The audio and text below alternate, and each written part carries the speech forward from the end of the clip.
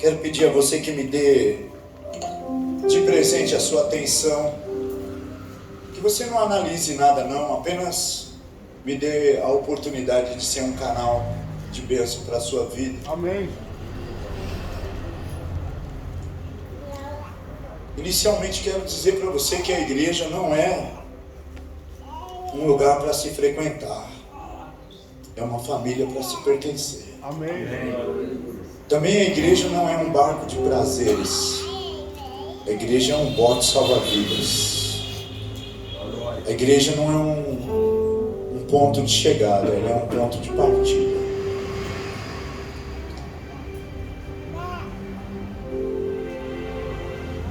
Em Atos capítulo 5, no versículo de número 34,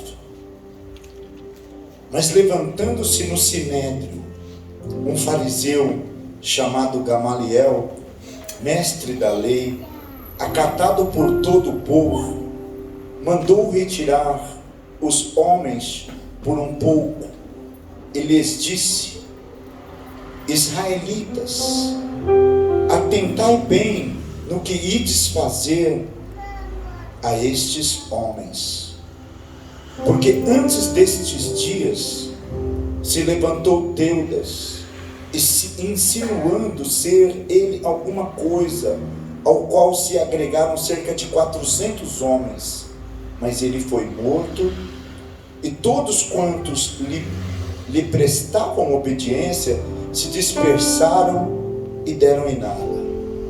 Depois desse levantou-se Judas o Galileu nos dias do recenseamento e levou muitos consigo. Também este pereceu, e todos quantos lhe obedeciam foram dispersos.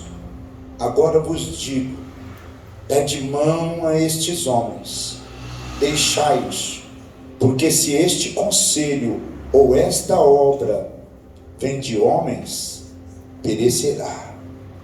Mas se é de Deus, não podereis destruí-los, para que não sejais porventura achados lutando contra Deus. E concordaram com eles. Pai Celestial, essa é a tua palavra e nós somos a tua igreja. Nós queremos ouvir a tua voz e que o Senhor fale conosco, no nome de Yeshua, para a glória do Eterno. Amém. Toma o seu assento. Glória a Deus. Aleluia, Jesus.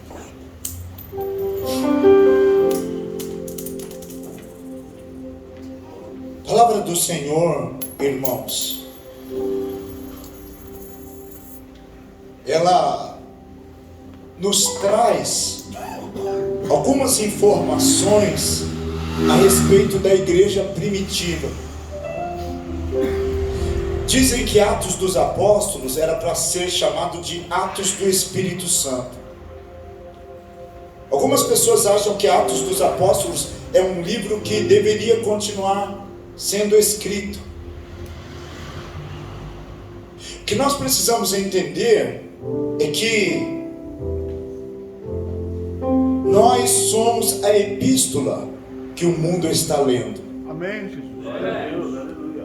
Cada um de nós estamos escrevendo a história da igreja. E a história da igreja que se iniciou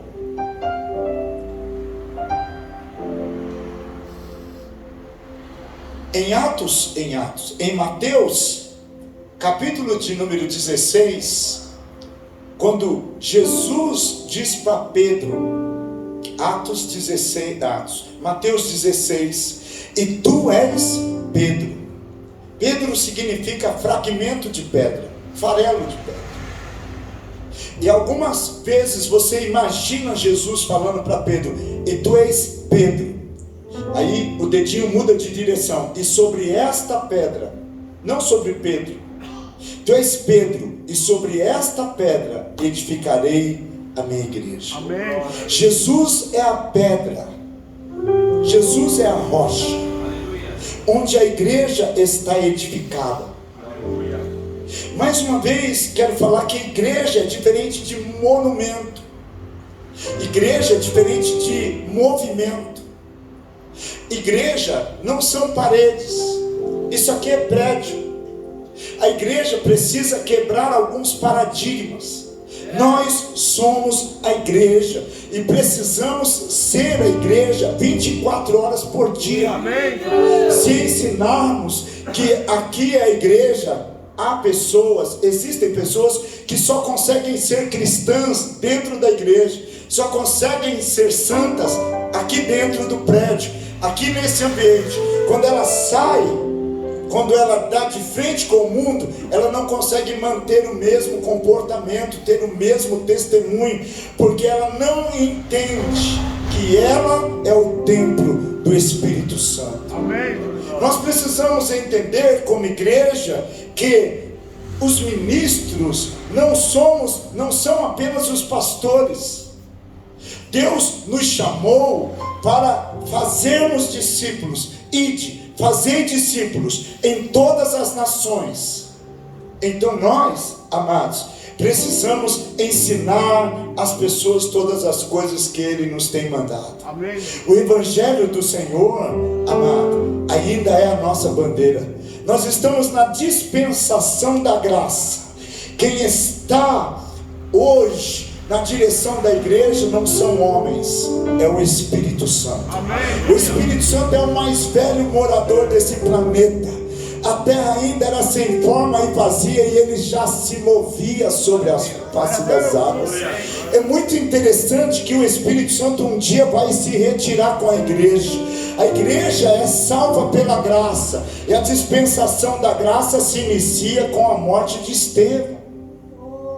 É óbvio que você vai dizer: não, Jesus veio. Não, mas Jesus não pregou a graça, Jesus pregou a lei. Ele veio, cumpriu a lei e encerrou. Jesus era judeu, não tinha como ele ser contrário, abolir a lei. Ele veio, cumpriu e encerrou. E aí veio para os seus, e os seus não o receberam, mas todos quantos o receberam, deu-lhes o poder de se tornarem filhos de Deus, aos que creem no seu nome.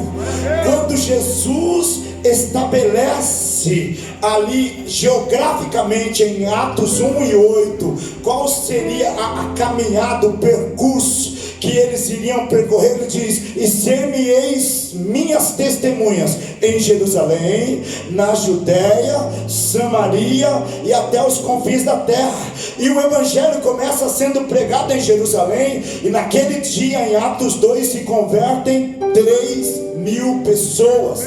E a palavra do Senhor diz que o evangelho começa a crescer de uma tal maneira que eles então agora começam a ser perseguidos. E essa perseguição com relação aos apóstolos faz com que eles se escondam, com que eles recuem. E em Atos capítulo 4 você vai encontrar eles orando, e a Bíblia dizendo: e tendo orado, moveu-se o lugar em que estavam reunidos. Aleluia. E todos foram renovados mais uma vez. Então aí eles saem para pregar com ousadia, mas em Atos 4:18 eles vão presos. E presos eles são orientados, eles são, podemos dizer, ali eles impõem a eles que não preguem em nome de Jesus. Vocês não devem pregar em nome de Jesus. E Pedro diz para eles: é melhor obedecer a Deus do que os homens. Toda vez que você vê em Atos capítulo 3, um homem de 40 anos na porta do templo, na entrada da porta, ali Pedro e João subiam as escadas na porta do templo chamado Formosa. Só quando você vai lá em Israel que você consegue entender que tem uma escadaria. Você sai da porta e já tem uma escadaria assim para você. Estava ali um homem 40 anos paralítico. Pedro diz: nós não temos prata nem ouro, mas nós temos o nome. Aleluia. Um dia vocês crucificaram um corpo, mas eu quero ver você crucificar um nome. Aleluia. Um dia vocês mataram um corpo, mas agora eu quero ver você matar um nome. O que a gente tem é um nome. Toda igreja tem um cheque assinado em branco. É você que preenche. O cheque está assinado em branco. O que está escrito lá? Quem assinou o cheque? O cheque está assinado em meu nome. Você não vai no nome da placa da sua igreja. Você não vai no seu nome. Você vai.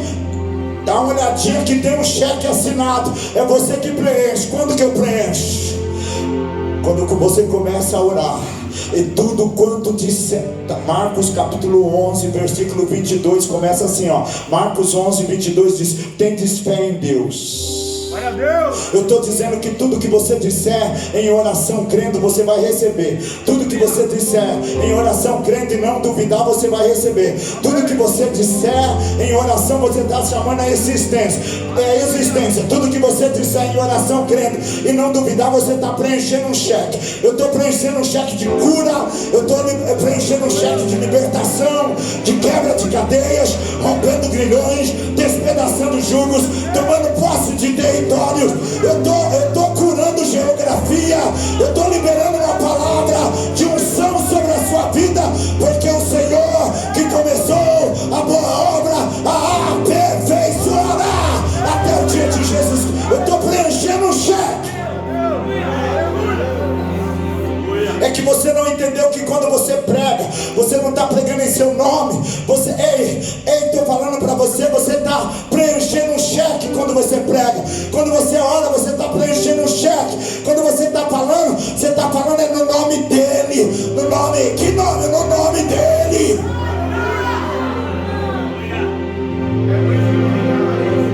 Tá bom, apóstolo, mas você leu aí Atos 5, é disso que eu estou falando.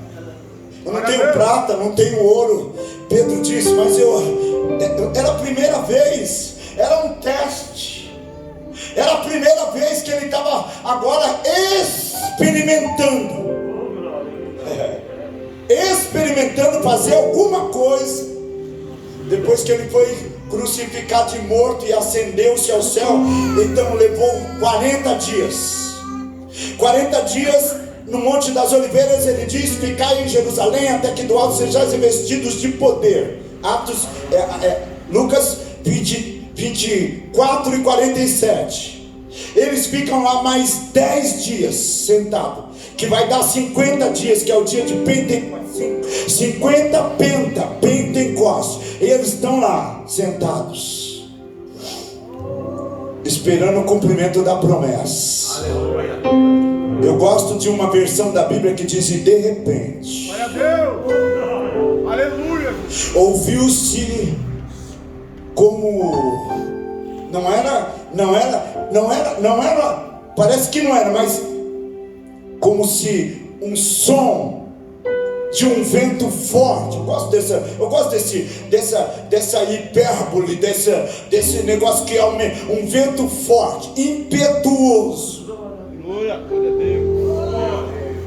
que encheu o lugar onde eles estavam reunidos. Glória a Deus, aleluia. Se está vazio, meu amado, glória a Deus. Como que Deus fez o homem? Ó Deus, ó, bonecão de barro aqui, ó, bonecão de barro. Deus chega no nariz assim, ó.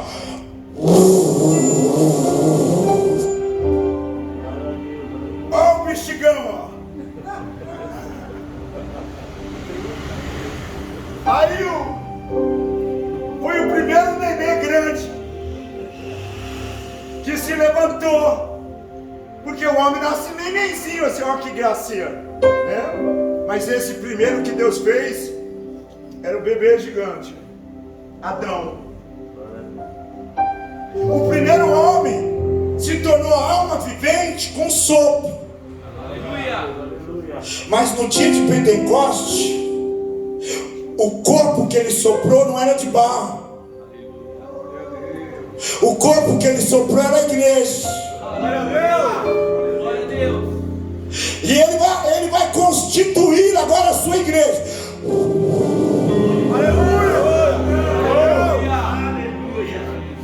E todos foram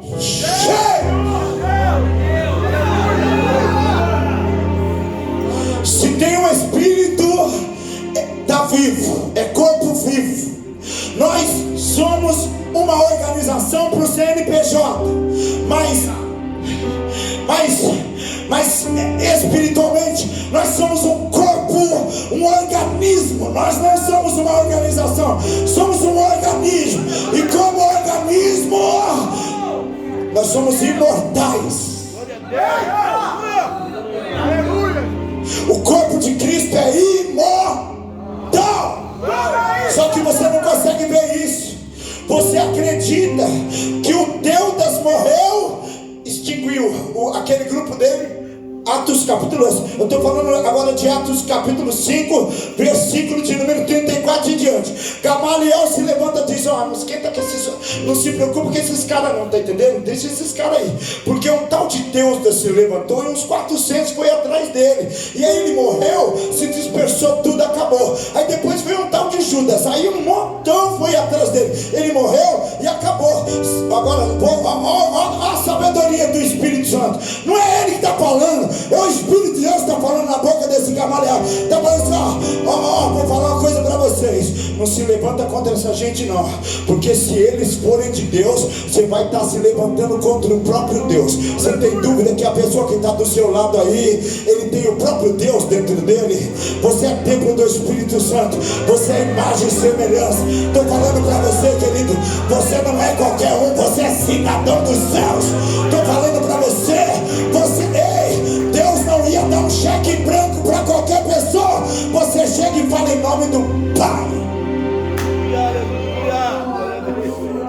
Aleluia. Eu tenho Pai. E como filho, somos herdeiros. Eu gosto de falar, sabe por quê? Porque, irmãos, quando cantou aqui, ó, esse Marcos Salles aí foi muito sábio fazer assim: a perseguição não parou. Tem gente que desiste porque a sua igreja, se a sua igreja for aberta para Deus, eu vou abrir uma igreja para Deus, ela fecha mesmo, mas se ela for aberta por Deus, não fecha. Aleluia! Se você for levantado para Deus, você para. Para Deus para, mas se for levantado por Deus, não para. Aleluia! Deus não chamou a gente para retroceder. Deus não chamou a gente para recuar. Ele diz lá em Hebreus 10:38: o meu justo viverá pela fé, e se ele recuar, a minha alma não tem prazer nele. Sabe, o chamado é resiste ao diabo e ele fugirá de vós.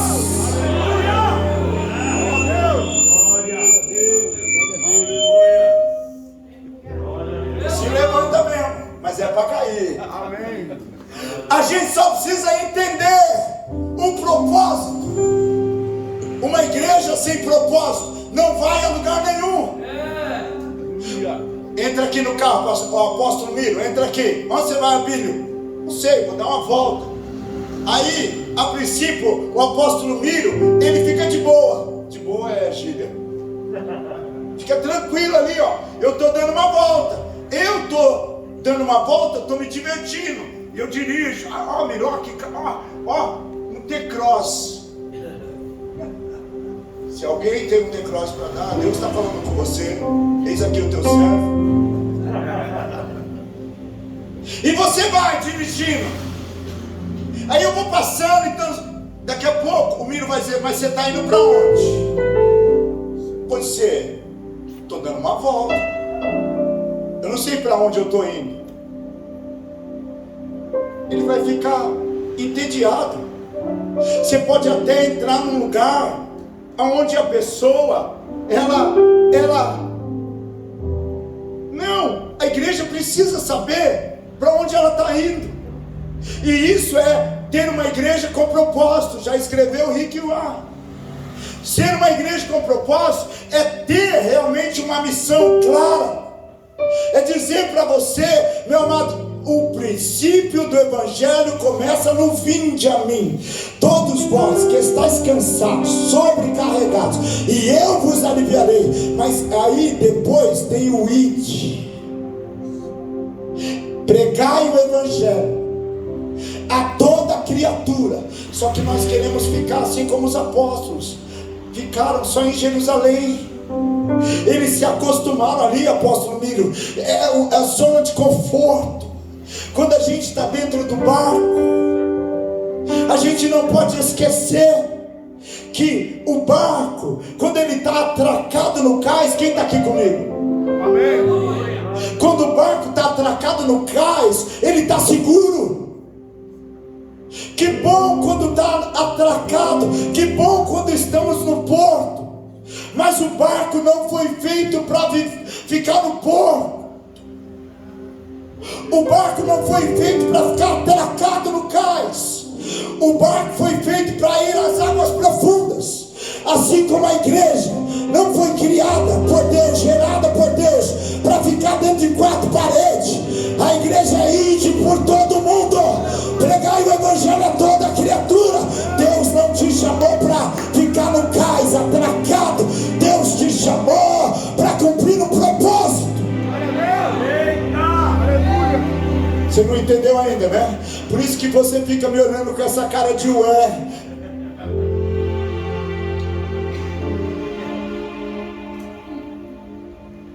Aleluia. Glória a Deus. Aleluia, Jesus. Alguém foi escalpado. Sabe o que é escalpo? É arrancar o seu couro cabeludo na machadinha. Alguém foi queimado vivo.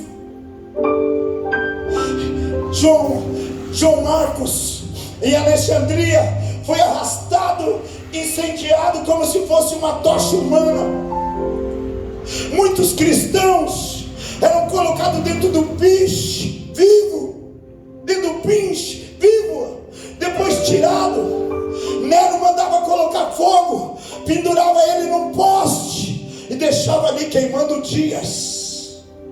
Muitos cristãos eram arrastados para dentro das arenas, dos coliseus, e ali soltavam-se as feras, os leopardos, os tigres, e eles eram estraçalhados. Muitos cristãos eram colocados numa mesa que era esticada, até o corpo dourar no meio. Muitos cristãos, seus olhos eram arrancados. Você não está entendendo? O pescoço de Paulo foi colocado, do apóstolo Paulo, num cepo, como se fosse de carne. Bem aqui no chão, cabeça para um lado, corpo para o outro. Nós somos salvos pela graça. Nós somos salvos pela graça. Mas o evangelho não chegou pra gente de graça, não. Foi pago um alto preço. Havia uma determinação, um propósito claro, uma coisa que queimava dentro deles, para dizer: olha, ser fiel até a morte, e eu te darei a coroa da vida. Tudo que a gente precisa entender é que Deus nos chamou com um propósito claro de fazermos a sua obra, e o único sacrifício, o único risco que você corre hoje ao pregar o evangelho é perder o seu domingo.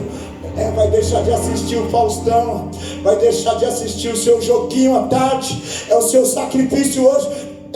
Mas pastor, primeiro minha mulher, depois a igreja e por último Deus. Não sei quem inventou isso. Primeiro a família. Inventaram assim. No meu tempo de criança não era assim, não.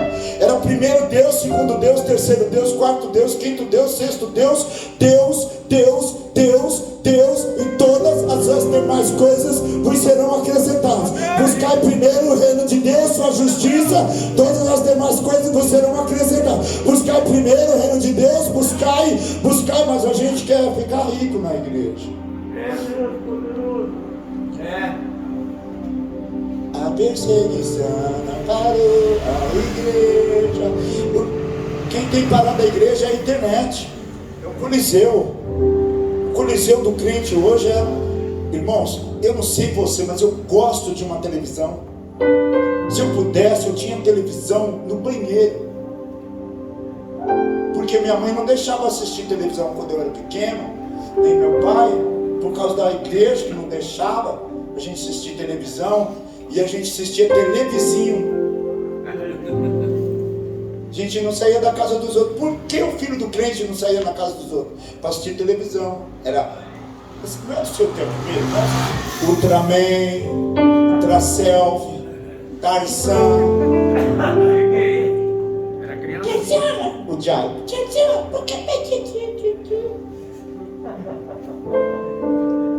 Acho que é do seu tempo, hein, pastor? É muito interessante como a igreja está frágil.